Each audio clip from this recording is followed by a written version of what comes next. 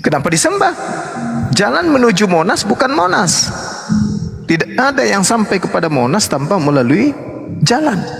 Tetapi jalan menuju Monas bukan Monas. Dan itu bang, kalau bilang disembah itu, ya saya tidak tahu kalau Kristen Katolik, tapi setahu saya kalau Kristen Protestan dan cabang-cabangnya itu bukan menyembah Tuhan Yesus, menyembah Allah kita semua. Tapi melalui Yesus kan? Iya, karena dia jalannya bang. Ya, sembahan itu kan cuma satu. Iya bang, bukan menyembah Yesus kita. Makanya saya bilang, saya bukan penganut yang menyatakan bahwa Yesus itu Tuhan harus disembah. Tidak. Kristen Jadi Yesus ini hanya rasul. hanya seorang rasul. Saya tahu itu persis. Dan Ya, terus kalau bilang bahwa akan ada seorang nabi, nah dimuncullah banyak sekali nabi kan, begitu kan? Banyak sekali nabi palsu yang muncul setelah kematian Yesus, Nabi Isa. Nah, dari orang-orang yang sebelum saya tahu karena saya kenal Kristen duluan, makanya saya tidak terlalu yakin kalau Nabi Muhammad ini bukan nabi roh kebenaran lah istilahnya dibilang. Begitu bang. Makanya saya cari tahu, saya tanya, berdebat sama saudara juga, sama teman, dan disarankan datang ke sini bertanya, maka saya ke sini dan bertanya bang, begitu. Oke, mari kita masuk ke dalam Yohanes 16 untuk mengetahui siapakah roh kebenaran itu. Di dalam kitab Yohanes ini, iya bang, kalau itu bang, abang sudah terangkan tadi, saya sudah masuk itu bang. Sudah mengerti. Nah, itu dia. Ya. Nah, sekarang Nabi itu dikatakan di data nomor 13-nya. Apa yang dikatakan di sana? Tetapi apabila ia datangnya itu roh kebenaran, ia memimpin kamu ke dalam seluruh kebenaran. Sebab dia tidak akan berkata-kata dari dirinya sendiri, tetapi segala sesuatu yang didengarnya itulah yang akan dikatakannya. Dan ia akan memberitakan kepadamu hal-hal yang akan datang. Nah, hal-hal yang akan datang ini, karena dia ini adalah roh kebenaran, maka tolak ukurnya apa? Ajarannya harus berkesesuaian dengan temuan-temuan ilmuwan. Tidak boleh bertentangan. Karena di situ dikatakan dia akan memberitakan kepadamu hal-hal yang akan datang. Berarti Nabi tersebut bercerita 1000 tahun yang lalu. Kalau dia Nabi Muhammad 1400 tahun yang lalu, kalau dia adalah Paulus maka 1900 tahun yang lalu. Dan apa yang mereka ceritakan ini adalah hal yang bisa ditemukan hari ini. Karena di situ dikatakan apabila ia berkata, tidak berkata dari dirinya sendiri, melainkan yang didengar dari Tuhan, itulah yang dikatakannya, dan dia akan memberitakan hal-hal yang akan datang. Nah, sekarang mari kita uji di dalam kitab saudara apa yang diceritakan di dalam kitab saudara dan apa yang dikatakan oleh kitab saya. Adakah yang ada di dalam kitab saudara yang bisa ditemukan hari ini seperti layaknya Al-Quran? Apa yang diceritakan Al-Quran bisa dibuktikan hari ini? Bagaimana Al-Quran mengatakan langit tidak bertiang, ditemukan hari ini memang langit tidak bertiang.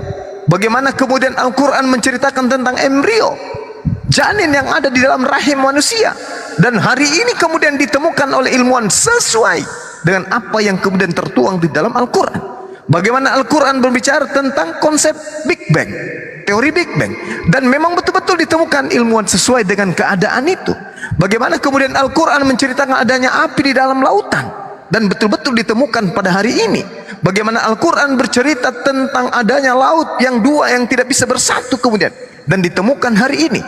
Bagaimana Al-Quran menceritakan tentang DNA, bagaimana Al-Quran menceritakan tentang sidik jari, dan baru ditemukan hari ini. Roh kebenaran itu akan memberitakan kepadamu hal-hal yang akan datang. Apa maksudnya? Hal-hal yang akan ditemukan oleh kemaslahatan, oleh kehidupan manusia, oleh peradaban manusia, oleh kemajuan kehidupan manusia, sudah lebih dulu diterangkan. Apa yang diterangkan Paulus, apa yang diterangkan Markus, apa yang diterangkan oleh Matius, Yohanes, apakah bisa kita temukan hari ini? Nah, Lalu kemudian Lukas menulis, Lukas mendengar dari mana? Karena dikatakan dia tidak berkata-kata dari dirinya sendiri, tetapi segala sesuatu yang didengarnya itulah yang akan dikatakannya. Sekarang mari kita uji Lukas, Markus, Yohanes, Matius, Paulus. Dari mana mereka mendapatkan ajaran-ajaran yang mereka tulis begitu tebal? Dari mana?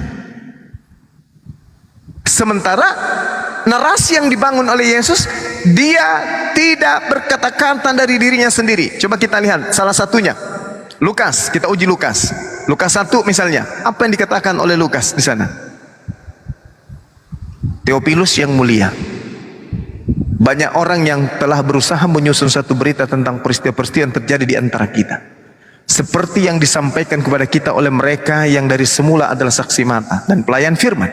Karena itu, setelah aku menyelidiki segala peristiwa itu dengan seksama dari asal mulanya, aku mengambil keputusan untuk membukukannya dengan teratur bagimu, supaya engkau dapat mengetahui bahwa segala sesuatu yang diajarkan kepadamu itu sungguh benar. Ini Lukas mendapatkan dari mana ini? Karena tidak boleh.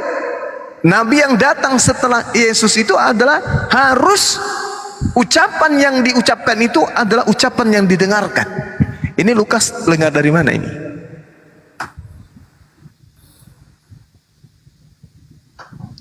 Kita masuk ke dalam Yohanes. Yohanes 1. Apa yang dikatakan di sana?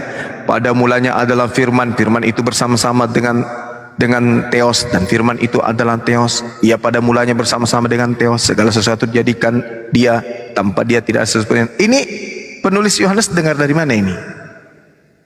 Bukankah penyampai firman yang hidup zaman itu adalah Yesus? Kenapa ini tidak menjadi sabdanya Yesus yang keluar dari mulut Yesus?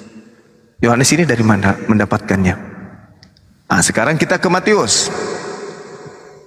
Matius 1 sebagai awal penulisan daripada penulis Matius. Inilah silsilah Yesus Kristus, anak Daud, anak Abraham. Abraham memperanakan Isa, Isa memperanakan Yakub, Yakub memperanakan Yehuda, Yehuda dan seterusnya.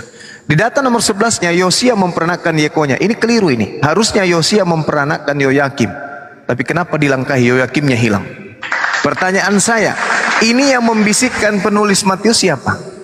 Apabila roh kebenaran itu datang, dia tidak berkata-kata dari dirinya sendiri, melainkan apa yang didengarkan, itulah yang dikatakan. Ini Matius dengar dari mana? Oke, kita masuk ke dalam Markus. Markus 1. Di situ sangat jelas diterangkan. Inilah permulaan Injil tentang Yesus, anak Theos. Seperti ada tertulis dalam kitab Nabi Yesaya. Lihatlah, aku menyuruh utusanku mendahului engkau. Ia akan mempersiapkan jalan bagimu. Dan ada suara orang berseru-seru di padang gurun, persiapkanlah jalan untuk Tuhan. Ini Markus dapat informasi dari mana?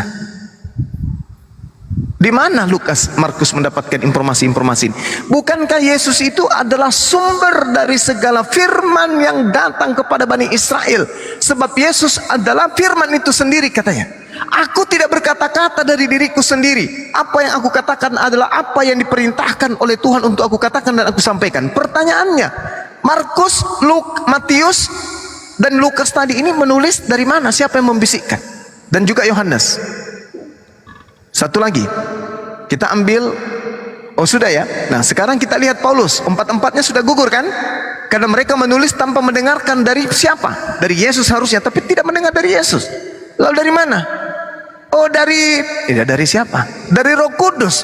Masakan Roh Kudus begitu bunyi firman-Nya? Theophilus yang mulia, banyak orang yang berusaha menyusun, maka aku terpanggil untuk menyelidikinya. Masakan ada Roh Kudus menyuruh menyelidiki? Itu sudah pasti bukan. Nah sekarang kita lihat surah Paulus, Roma 1 misalnya.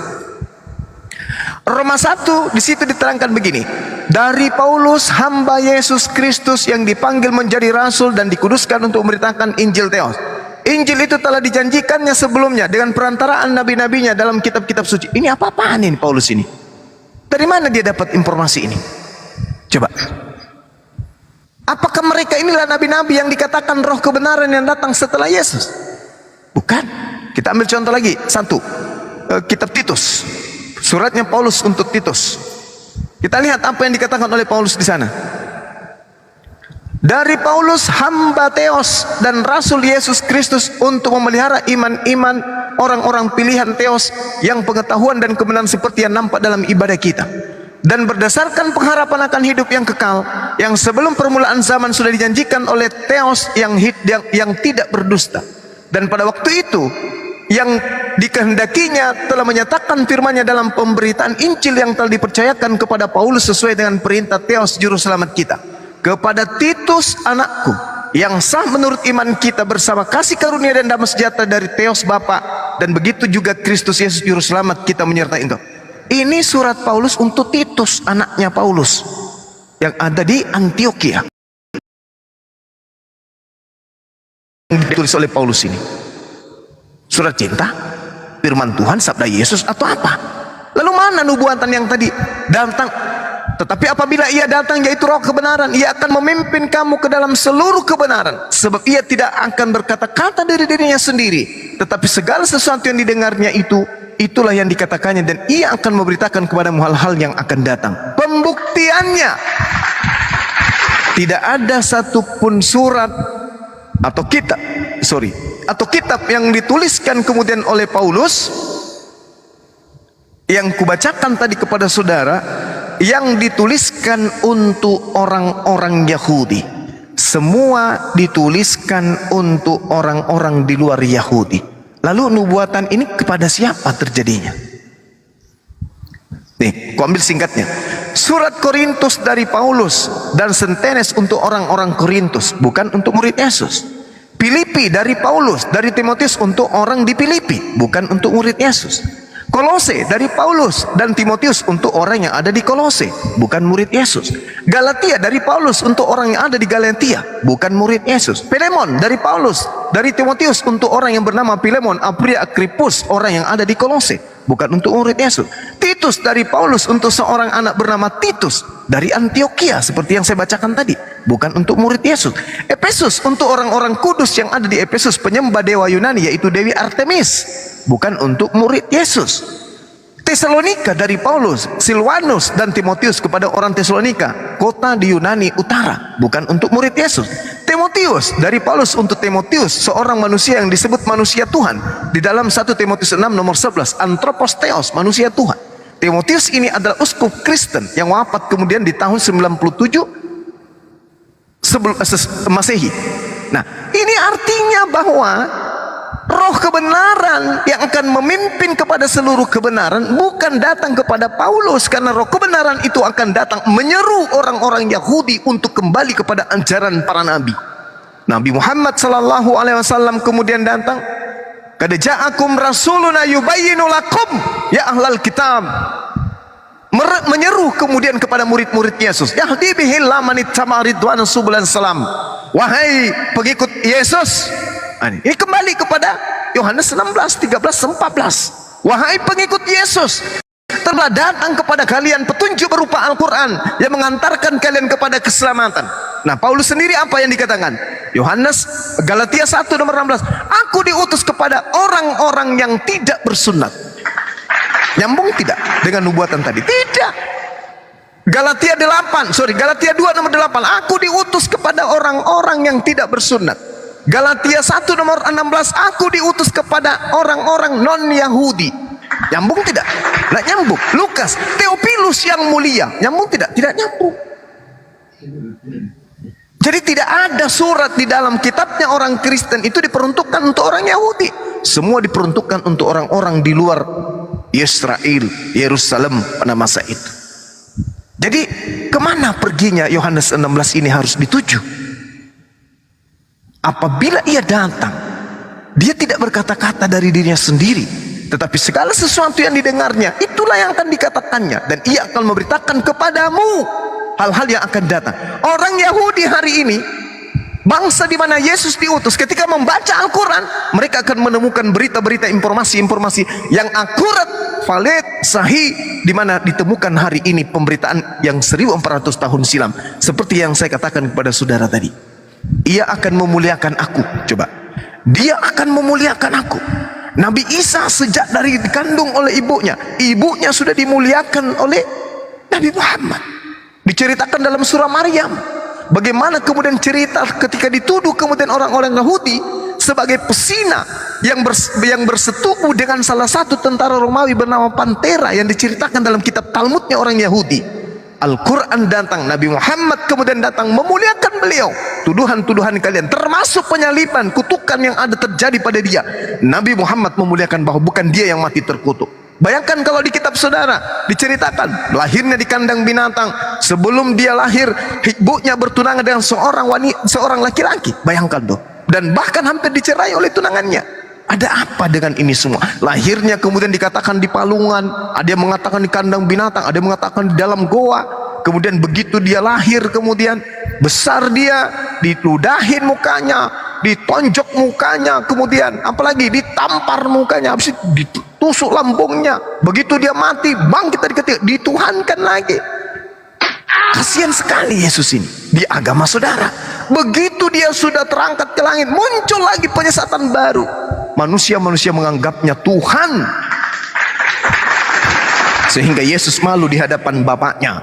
Apa yang dikatakan? Bukan setiap orang yang menyeru aku Tuhan, kecuali mereka yang melakukan kehendak Tuhanku yang ada di langit, yang ada di surga. Memanggil aku Tuhan, bermujizat pakai namaku, mengusir setan pakai namaku, bernubuat pakai namaku, semuanya akan kuusir. Enyahlah daripadaku, aku tidak mengenal engkau, kalian semua adalah pembuat kejahatan. Itu ada di dalam kitab saudara. Maka nubuatan ini hanya bisa dipenuhi oleh baginda Rasulullah Muhammad SAW. 1 menit terakhir. Tapi ini tak ada. Meskipun kitabnya orang Kristen ini tak ada, umat Islam 1400 tahun sudah mengimani beliau sebagai nabi dan rasul, dan tidak akan pernah goyah kemudian iman kami dikarenakan kebenaran Al-Quran yang diteguhkan dengan keadaan di mana zaman bergulir, masa berganti, kehidupan manusia semakin hebat, semakin canggih. Akan tetapi Al-Quran yang sebagai warisan yang Allah berikan kepada beliau sampai hari ini tidak pernah tergantikan dengan apapun. Nah, diperparah dengan munculnya Bible, ternyata apa yang ada di Al-Quran diperkuat dengan adanya adanya diskusi-diskusi apologet antara Islam dan Kristen. Masya Allah, saudara tentara. Inilah yang kemudian ingin saya sampaikan kepada saudara, bahwasanya kedatangan Al-Quran, kedatangan Islam itu sebagai rahmatan lil alamin, bukan hanya kepada musuh kita kemudian mengajarkan kasih sayang, tetapi alam semesta ini adalah pantas kemudian untuk disayangi dengan datangnya Al-Quran, datangnya Islam sebagai rahmatan lil alamin. Saya kira begitu, Bang Handi dan sahabat-sahabat guru-guru saya yang ada di sini. Silakan.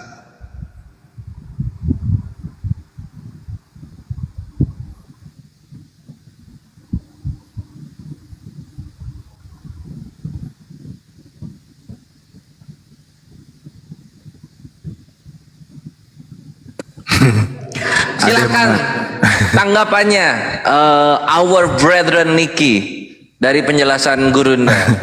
Apakah